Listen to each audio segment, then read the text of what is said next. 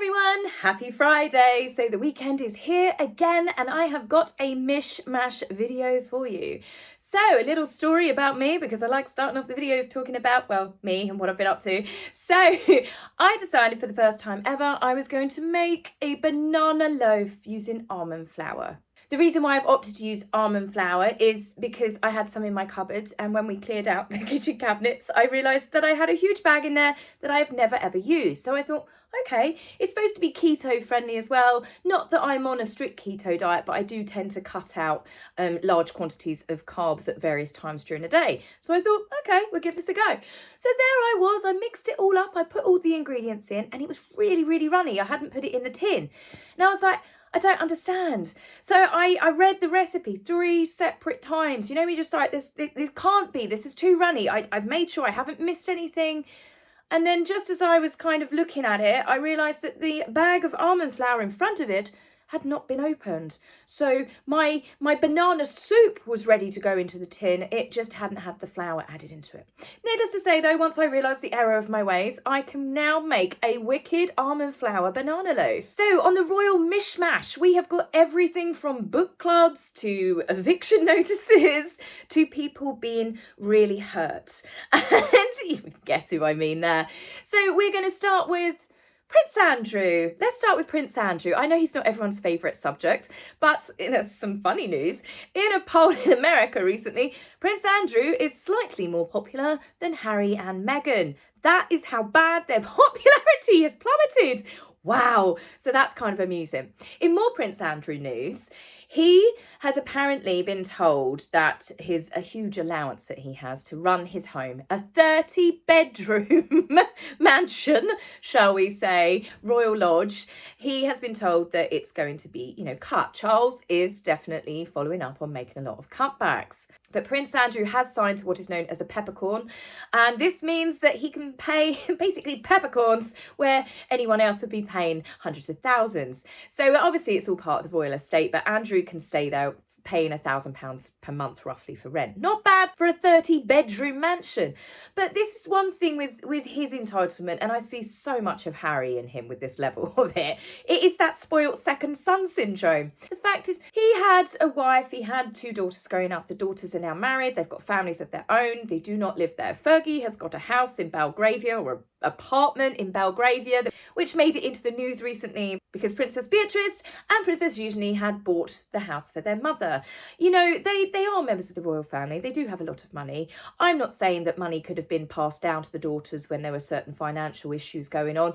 Who knows? But needless to say, that was a very sweet gesture of the daughters, setting their mum up in Belgravia. But my point is, why does Andrew need a 30-bedroom mansion? Downsize, man. You do not need that much space. Now, off from Andrew, let's talk about the Prince and Princess of Wales, who have got a very big game on Saturday, tomorrow. The Rugby Six Nations is on, and it is England v Wales. Obviously, I'm biased, not because it's the Princess of Wales, but because it is England. It's going to be certainly entertaining. It's always so much fun watching England v Wales or Wales v Scotland. Really, really, really good games. But the fact is that Catherine and William are attending together, and Catherine took over from Harry as the patron of the English Rugby League, and then Prince William is the Welsh patron of the Welsh Rugby League, and they are coming together. Given the fact this couple are so playful, they have so much fun, you can only imagine what's going to happen in the audience. So I think that we're certainly going to get some entertaining photographs as the match goes on Saturday. So good luck to both teams. I look forward to watching this match myself with a nice glass of vino. Well, seeing as I'm talking about the Princess of Wales there, let's continue with another Princess of Wales story, and that is Catherine visited Oxford Nursing Home in Slough, and she met with residents, including this really lovely resident. His name is Raymond, and they just looked like they were having such a lovely time. This photograph totally warmed my heart. He looks truly delighted to be meeting her. And Catherine, she gets so involved. She just fully engages with people, no matter who they are, whether they be young, whether they be older. And they just looked like that they were having such a lovely time chatting together. Just genuine warmth. As Catherine went round and met with various carers and, the various people, that many people it takes to run a decent nursing home as well. And in the spirit of Shrove Tuesday, which is otherwise known as Pancake Day, Catherine then went to try her hand at making pancakes. Now, I finally found a flaw with our beautiful Princess of Wales. She makes pancakes like I do, as in she's terrible at it. She's absolutely shocking. I'm speeding up this video. I was cringing for her. It kept getting stuck. And what she ended up with, she did get a little bit of an applause at the end. I'll play this for you.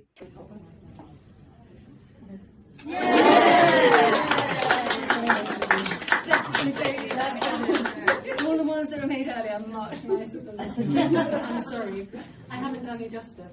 It's too hard to do it properly. Less of a pancake and more scrambled pancake, but she still managed to flip it, and that in itself is a skill. So let's move on to Queen Camilla, who has actually, I think she's managed to help push a decision through when it comes to battling this bizarre political correctness wokeness that seems to be attacking various areas. The latest assault, the latest attack was on Roald Dahl books. I could not believe this. This is truly outstanding. They're coming for the children's books. Stop them.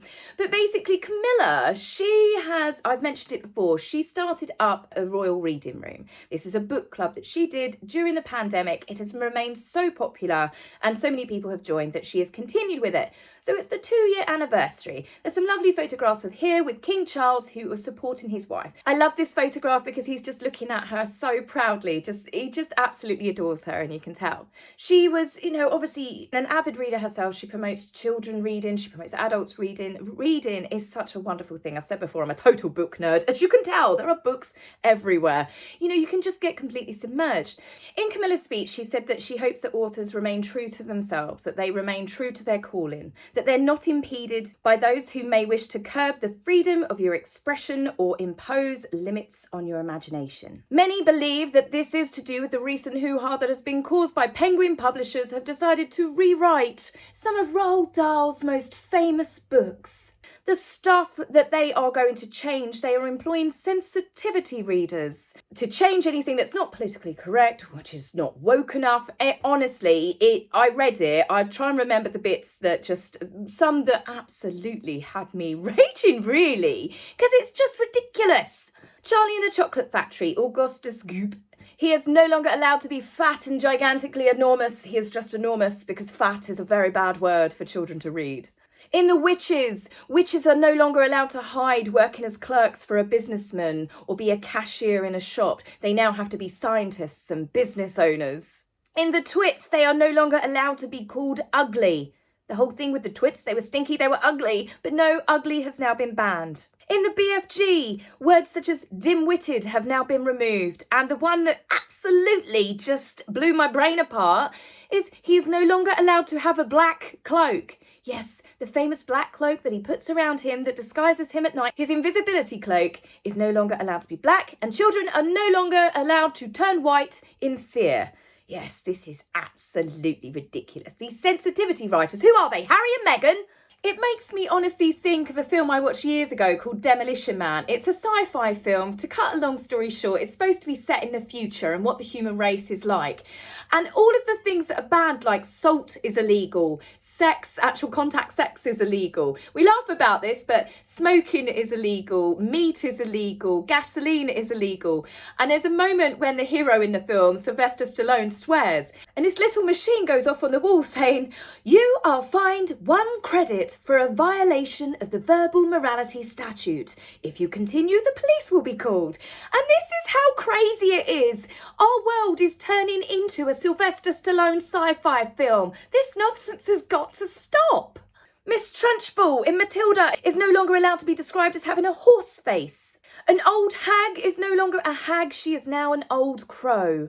No one is allowed to be called a mad woman. They are just told that they are out of their mind.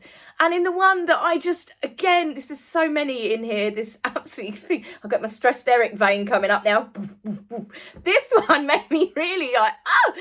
They have said that in The Enormous Crocodile, he no longer goes around and eats little boys or little girls. He just eats children. And you're just like, beep, beep, beep. Sorry. Whoo, back in the room. But yeah, this is absolutely ridiculous. You're doing this to children's books. At the end of the day, children, when they read this, they do not have an understanding of the things that you do as an adult. It's like going to a pantomime. The most people that get the jokes in a pantomime are the adults. The children sit there innocently. Stop bringing children up to be so bloody sensitive, because they're not going to be able to handle the real world. Teaching them something like, an insult, it's not a nice thing to say about someone, but that's why you don't say it, because you know it's not nice. Rather than then going later on at life, someone called me fat. What am I going to do with that? It's just, they say that we are bringing up a generation of snowflakes, but I just think we're bringing up a generation of people that are not going to be able to cope with real life. By starting to change something as simple as a children's book, it is just going to lead to so many more problems. It's just one thing after another. The world is going bonkers. But luckily, with that all being said, I did see at the time of filming this, the Penguin publishers have said that they have taken on board what everyone said, presumably Queen Camilla, and they have decided that they will still make the amendments, but they will still sell the original books. So I think if you are someone that is anti-cancel culture and anti all of this tripe that's coming out, make sure you buy the original books. Now, speaking of people changing the narrative and being uber sensitive, let's talk about the Montecito duo. There has been a twist in the narrative for them. They've gone from we want privacy, the privacy tour, to now they've decided to speak out again. They've had their spokesperson come forward to say that they found any of the storylines surrounding South Park, basically that they were going to sue them as boring, baseless, and total nonsense. The only thing that was boring was that statement, and you shouldn't have even bothered saying it. I mean, just poke fun at yourself. Catherine was terrible at flipping pancakes. She laughed at herself. If you laugh at yourself, people will laugh with you rather than at you. They have proved that they are completely humorless. And as you can hear in that statement that it was boring and baseless, you can hear the bitter lemons being sucked from Montecito. Now, this isn't the only thing that Harry and Meghan have decided to speak out against that has been happening in the newspapers. They have got a friend to go forward and to speak to the Mirror. Bearing in mind it's Harry and Meghan that said that they were never going to have friends or sources speak on their behalf ever again. It would only be directly from Archwell. They get a member of their staff, which possibly they don't have any staff left, so they've had to revert back to getting friends to talk to people on their behalf. This friend has said, however, Meghan said, that the storylines that are coming out are just not true. It's all lies. Meghan's not upset about Harry's book. She fully supports her husband. Meghan is not seeking comfort and guidance from mentors, because she's got none, has she? That she's not upset about not coming to the coronation. She's not reportedly upset about the fact that people are hoping that Harry comes, but they definitely don't want her coming. She's not even upset about the fact she's not being involved in the coronation. And you know what? I don't believe it. I said before in a video, the lady doth protest too much. And I think that the fact that these friends and sources are now going directly to the tabloids and they're trying to twist a different narrative saying Harry and Meghan don't care, they're fine, they're happy. I think the opposite is possibly true. I think it's safe to say that South Park might have hit a very raw nerve. Now, there are lots of memes coming out, and I love a meme and I love a gif. And the body language guy, who has got a separate YouTube channel called The Royal Rogue, he's done these two little beauties. We want privacy! We want privacy! We want privacy! We want privacy! We want privacy! We want privacy! We want privacy! We want privacy! We want privacy! You could just do it endlessly, couldn't you? No matter what event happens, you can just Photoshop these little characters in. People have been going nuts over social media, and that's what makes it so funny.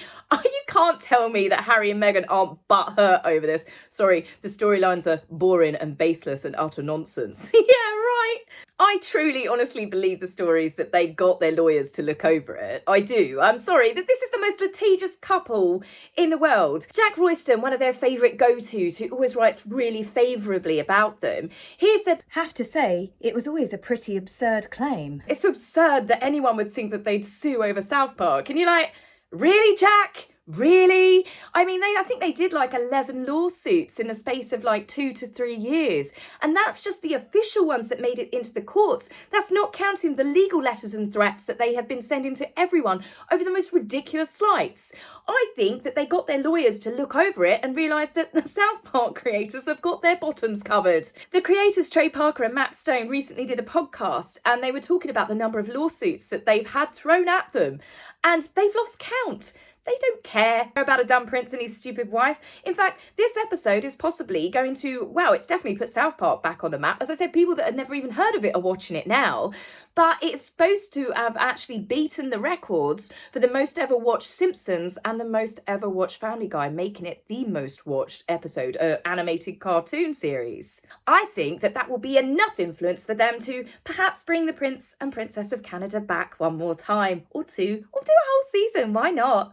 As for Meghan's capability of suing people and cancelling people, she's definitely lost her clout. I said before the fact that she managed to get Piers Morgan sacked. Kind of, well, it blew up. What happened with Piers Morgan, is my understanding, was he had to apologise to her. Meghan put in a phone call to the top dog at ITV, and she said to Piers that you have to publicly apologise because you said that she was a liar on TV, which, as it turns out, well, she was, so he was right. But the fact that Piers turned around and said, I'm not apologising, I'm going to leave, I will quit. And that's what happened. So some people said he fell on his own sword, but who's laughing now? He's got his own TV show. It's Piers Morgan, whether you love him or hate him, or you love to hate him. He's massively popular. So Meghan, that kind of initially looked like it worked in her favour, but it didn't. It worked in Piers's favour. And I think more people respected him for it because he said, no, I'm not backing down.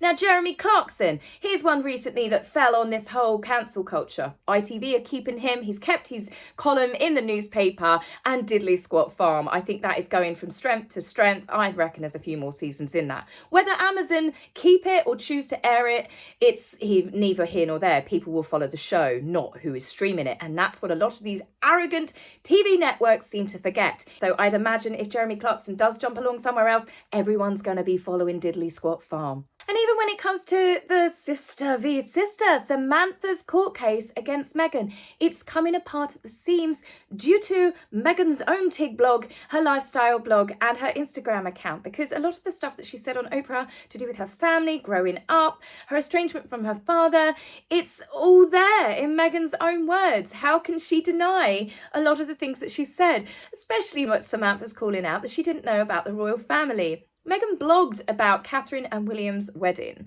Now, people can say, okay, she might have shown a bit of interest in a royal wedding. If you don't care about the royal family, you're not going to be watching and blogging about on a lifestyle blog about Princess Kate.